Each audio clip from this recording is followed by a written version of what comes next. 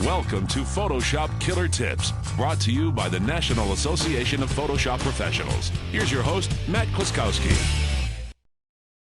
Alright, so today I'm going to show you one of those tips or one of those tricks that I gotta say I just can't live without. It's one of those things that I use every single day when I'm using Photoshop. So let's take a look at this flower image here, and I'll zoom out a little. What I want to do is select this entire flower here. So I'm going to zoom in just because it makes it easier to kind of work with the flower. And I'm going to use my magnetic lasso tool. Now I'm going to start clicking along the flower, and just to lay down some little anchor points here with the magnetic lasso tool.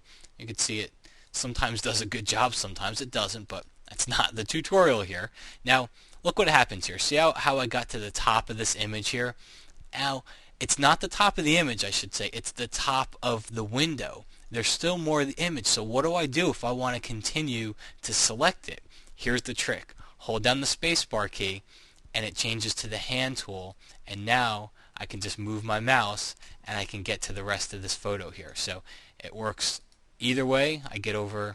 Say we get over to this area of the photo, and I know there's still more to the right. Just hold down the spacebar key and it temporarily switches over to that hand tool, and now I can start panning across my image here.